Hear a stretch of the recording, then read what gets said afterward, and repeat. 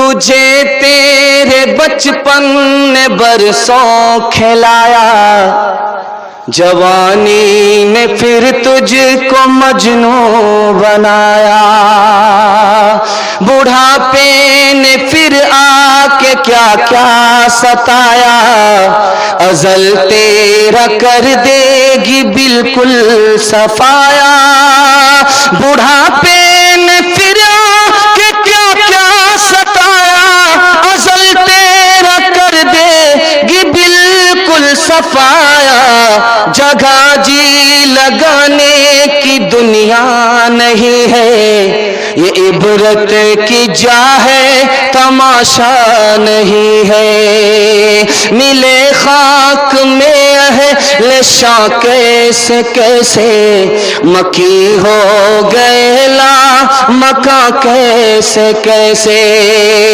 ہوئے نام ورب نشا کیسے کیسے، زمیں کھا گئی نو جوان کیسے کیسے، جگہ جی لگانے کی دنیا نہیں ہے، یہ عبرت کی جا ہے تماشا نہیں ہے۔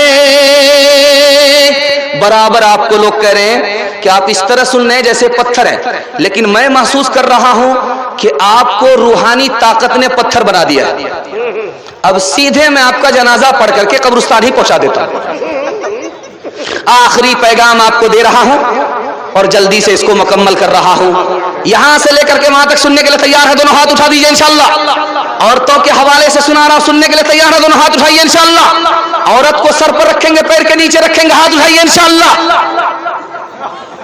عورت کو سر پر رکھیں گے، حکومت چلی جائے گی آپ کی۔ عورت کو پیر کے نیچے رکھیں گے، دانا پانی سب بند ہو جائے گا۔ ایک آدمی میرے اسٹیج میں ایسا بھی بیٹھا ہوا ہے جو سسرال ہی میں رہتا ہے، گھر میں نہیں رہتا، لیکن یہ غلطی آپ لوگ مت کیجئے گا۔ جو برابر سسرال میں رہے وہ گھر جمائی دماد کتا دونوں برابر، دھیان سے رکھیے گا، جلدی سے نکل جائے گا۔ آخری پیغام آپ کی خدمت میں لے کر کے آ رہا ہوں کہ بیٹی کے اوپر پیغام آیا، باپ نے کہا قبول کر لو، تو پہلی بیٹی نے کہا میں قبول نہیں کروں گی، یہ باہر کا آدمی ہے، قریب کا آدمی نہیں ہے، یہ میرے باپ کو بھی نہیں جانتا، میں اس کو بھی نہیں جانتی، اور یہ آدمی میری غلطی کو معاف نہیں کرے گا، مجھ کو طلاق دے دے گا، مجھ کو اس کا رشتہ منظور نہیں ہے۔ تو باپ نے دوسری بیٹی سے کہا کہ بیٹی اس کا رشتہ منظور کر لو، تو دوسری بیٹی نے کہا کہ میرے اندر تو کوئی کمال ہی نہیں ہے، عیب ہی ہے، مجھ کو یہ معاف نہیں کرے گا، مجھ کو اس کا رشتہ منظور نہیں ہے۔ تیسری بیٹی سے کہا کہ بیٹی تم قبول کر لو، تو تیسری بیٹی سامنے آئی، اس نے کہا ابا حضور اس رشتے کو میں سر آنکھوں پر رکھتی ہوں، مجھے یہ رشتہ منظور ہے، میرے اندر عیب بھی ہے، میرے اندر ہنر بھی ہے، اور میرا باپ بڑا آدمی ہے، چھوٹا آدمی نہیں ہے، اور میں نے خدا پر بھروسہ کیا ہے، اس لیے میں اس رشتے کو منظور کرتی ہوں۔ جب رخصتی کا وقت آیا، بیٹی کی شادی ہو گئی، رخصتی کا وقت آیا تو اس نے شرط رکھ دیا جب تک بستی کی لڑائی ختم نہیں ہوگی تب تک میں میکے سے سسرال نہیں جاؤں۔ بستی میں 40 سال کی لڑائی چل رہی تھی، 40 سال سے ایک بستی کی لڑائی دوسری بستی سے 40 سال سے چل رہی تھی، تو اس لڑکی نے شرط رکھ دیا میں اسی شرط پر جاؤں گی جب دو بستی کی لڑائی جو 40 سال سے چل رہی ہے ختم ہوگی۔ اب اس کا شوہر سوچتا ہے یار یہ لڑائی جاری رہے گی تو میری بیوی تو رخصت ہو کر کے آئے گی ہی نہیں، 3000 اونٹ لے کر کے وہ دوسری بستی والے کے پاس گیا، ہاتھ جوڑ کر کے کہتے ہیں کہ یہ اونٹ لے لیجئے اور لڑائی کو ختم کیجئے ورنہ میری شادی ادھوری ہی رہ جائے گی، میں بچے کا باپ نہیں بن سکوں گا۔ وہ لڑائی ختم ہو گئی، ایک بچی کی ہوشیاری سے 40 سال کی لڑائی ایک دن میں ختم ہو گئی۔ اللہ ایسی ہونہار بیٹی سب کو عطا فرمائے، آمین آمین آمین۔ دھیان سے رکھیے، رشتہ آیا، آپ دیکھیں گے کہ جس کا بچہ کالا ہوتا ہے اس کی ماں اس کو 72 بار صابن لگاتی ہے، کسی طرح یہ کالا بیٹا گورا ہو جائے، لیکن وہ صابن تو کالا ہو جاتا ہے لیکن وہ کالا گورا نہیں ہوتا ہے۔ لیکن ماں کی محبت ہے کہ وہ اپنے کالے بیٹے کو بھی 14ویں کا چاند سمجھتی ہے۔ ध्यान से रखिएगा। रिश्ता आया, काला आदमी आया लेकर के, रिश्ता काला आदमी लेकर के आया। दरवाजे पर लड़की का बाप आया, उसने उस काले आदमी से कहा क्यों आए हो मेरे यहाँ? कहा तेरी बेटी का हाथ मांगने के लिए आया। कहा आईना में जरा मुंह देख लो 72 मरतबा, तुम मेरे इस रिश्ते मेरी बेटी के लायक हो? बेटी सुन रही थी। बेटी ने कहा अब्बा हुजूर, तुमको ये रिश्ता मंजूर हो या ना हो, मुझे ये रिश्ता मंजूर है। मैं इस काले को नहीं देख रहा हूं, बल्कि इस काले को जिस कमली वाले ने भेजा है, मैं उसको देख करके रिश्ता मंजूर कर रही हूं। तीसरी मिसाल आ रही है, ध्यान से सुनिएगा। बेटी के पास बाप आया और कहा कि बेटी खुश हो जाओ, तुम्हारे लिए ऐसा रिश्ता लेकर के आया हूं कि बस्ती में किसी को भी ऐसा दामाद नसीब नहीं हुआ। तो बेटी ने कहा अब्बा हुजूर क्या बात है, कैसा लड़का है? कहा कि बेटी सोनार है, सोने की दुकान है, जेवर की दुकान है, उससे तुम्हारा रिश्ता करने के लिए जा रहा हूं। वो तुम्हारे बाजू को जेवर से भर देगा, तुम्हारे कान को जेवर से बोझल कर देगा। बेटी इस रिश्ते को मंजूर कर ले। तो बेटी ने कहा अब्बा हुजूर, मुझको ये रिश्ता मंजूर नहीं है। वो लड़का जरूर है, सोने की दुकान जरूर है, मुझको सोना नहीं चाहिए, नबी की सुन्नत चाहिए। जब वो लड़का अपने चेहरे पर दाढ़ी नहीं रखता, नबी का लिहाज नहीं करता, वो मेरा कोई लिहाज नहीं करेगा। चौथा और आखिरी नमूना आपकी खिदमत में लेकर के आ रहा हूं। आप देखेंगे कि जवान बेटी की शादी होने वाली होती है, बारात आने वाली है, उपटन लगाया जा रहा है लड़की को, तो लड़की मायूस बैठी हुई रहती है, कुछ नहीं बोलती। उपटन लगाया जा रहा है, मोहल्ले की खानदान की सारी औरत जमा है, माँ भी जमा है, माँ भी बैठी है, दादी भी, नानी सब। इन सब के बावजूद भी वो लड़की मायूस है, कुछ नहीं बोलती है। जानते हैं क्यों? 2 वजह से।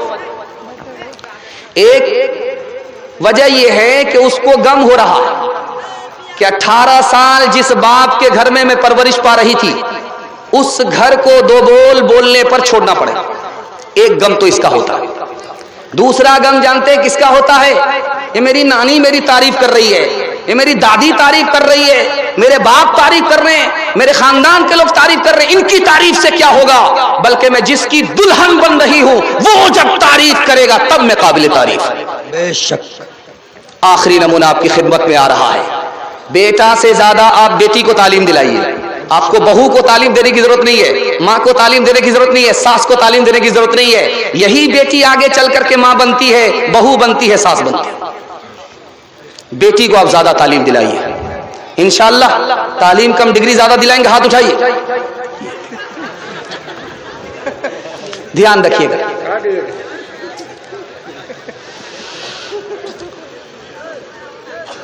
लड़का पीछे है, लड़का आगे है, लड़की पीछे, लड़की आगे है, लड़का पीछे। तो लड़की पलट करके देखा कि लड़का मेरे पीछे क्यों आ रहा। तो पूछा मेरे पीछे क्यों आ रहे हो? कहा मैं तुम पर आशिक हूं। अच्छा आशिक हो? अभी 2 मिनट में पता चल जाएगा। कह रहे अल्लाह का बंदा कितना बेवकूफ है, मुझ पर क्या आशिक है? मेरी बहन पर आशिक हो जा, मेरी बहन मुझसे ज्यादा खूबसूरत है, मेरे पीछे आ रही है। अब लड़का इसको छोड़ करके उधर झांकने लगा। लड़की ने मुंह पर जोर से तमाचा मारा, तू झूठा आशिक है, सच्चा आशिक नहीं है। अगर सच्चा आशिक होता तो मेरी तरफ ध्यान देता, दूसरे की तरफ ध्यान कैसे चला गया? लड़की को पढ़ाई। पीर साहब आए बस्ती में, मेरे हिस्से का जलसा मुकम्मल हो रहा है, आपको दुआ तक जलसे को मुकम्मल करा करके उठना। जैसे मैं मेहमान हूं, मेरे बाद आने वाले भी मेहमान हैं, आप मेजबान हैं, वो सुनाएंगे आप सुनेंगे, तब मेजबानी का हक अदा होगा। इंशाअल्लाह हक अदा करके उठेंगे। हाथ उठा दीजिए, मुकम्मल सही जा रहा है, ध्यान से सुनिएगा, जल्दी से निकल जाए। बस्ती में पीर साहब आए, औरत को पता करना था कि 1 नंबर पीर है या 2 नंबर पीर है। तो औरत ने मर्द से पूछा, पीर साहब से पूछा कि पीर साहब आप 2 नंबर के पीर हो या 1 नंबर के पीर हो? तो पीर साहब ने जलाल में कहा, ओ कमबख्त तुम्हें पता नहीं है, मैं 1 नंबर का पीर हूं, बैठता यहां हूं, मदीना देख लेता हूं, कभी 2 मिनट में पता चल जाएगा। दस्तरखान बिछा करके औरत ने खाना रख दिया। कहा कि पीर साहब ये खाना खाइए। कहा कितनी बदतमीज औरत है, ये रूखा सूखा दे दिया है और कह रही है खाने के लिए। तो औरत ने कहा कि आप 2 नंबर के पीर हो, बैठते यहां हो, मदीना नजर आता है, और चावल में तरकारी छुपी हुई है, तुमको नजर नहीं आ रही है, तो 2 नंबर का पीर है। ایک بات جس مثال پر میں پیغام کو ختم کر رہا ہوں، جس کے لیے میں نے اس موضوع کا انتخاب کیا ہے، اس مثال کو سنا کر کے جلسے کو مکمل کر رہا ہوں، دھیان سے اس کو سنیے گا۔ جب بیٹی سسرال سے میکے آتی ہے تو گھر کی ساری عورت گھیر لیتی ہے، اس سے سوال کرتی ہے کہ بیٹی یہ بتاؤ تمہارا شوہر کیسا تھا؟ تو لڑکی کہتی ہے سبحان اللہ۔ اب اس سے پوچھا جاتا تمہارے سسر کیسے تھے؟ تو کہتی ہے ماشاء اللہ۔ اس کے بعد کہا جاتا ہے کہ سسرال کیسی تھی؟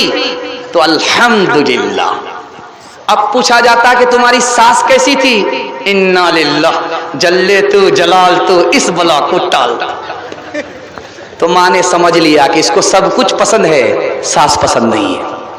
اب ماں نے اس لڑکی کو ادب دینا شروع کیا کہ بیٹی ایک سوال سنو، میں تم سے سوال کر رہی ہوں، تمہارے جواب سے پتا چلا کہ تم کو سسر بھی پسند ہے، سسرال بھی پسند ہے، شوہر بھی پسند ہے، مگر ساس پسند نہیں ہے۔ بیٹی انصاف سے ایک میرے سوال کا جواب دو، تم جو میکے سے سسرال گئی ہو تم کو کون لے کر کے گیا ہے؟ تو بیٹی نے کہا میری ساس آئی تھی، مجھ کو پسند کیا تھا اور رشتہ کر کے اپنے بیٹے کے لیے مجھے سسرال لے گئی تھی۔ تو ماں نے کہا انصاف سے بتاؤ بیٹی، اگر ساس نے وہ احسان تمہارے اوپر نہیں کیا ہوتا تو تم کو اچھا سسر نہیں ملتا، اچھی سسرال نہیں ملتی، اچھا شوہر نہیں ملتا۔ اب بیٹی کو سمجھ میں آیا ساس دشمن نہیں ہوتی ہے بلکہ کبھی ماں ہوتی ہے، کبھی ماں سے بڑھ کر کے ہوتی ہے۔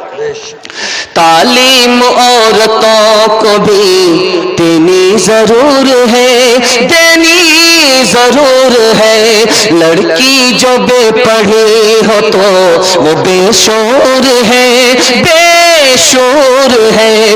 اس نے معاشرت میں سراسر فتور، اس نے معاشرت میں سراسر فتور ہے، اور اس میں والدین کا بے شک قصور ہے، بے شک قصور ہے۔ 3 وعدے پر کھڑے ہو جائیے، آپ کے گھر میں کبھی آفت اور مصیبت نہیں آئے گی۔ گناہ کریں گے آفت آئے گی، غلط کمائیں گے آفت آئے گی، غلط ماحول میں رہیں گے آفت آئے گی۔ گارنٹی لیتا ہوں آپ تین کام سے توبہ کر لیجئے، آپ کے گھر میں کبھی آفت نہیں آئے گی۔ انشاءاللہ گناہ نہیں کریں گے، غلط نہیں کمائیں گے، غلط ماحول میں نہیں جائیں گے۔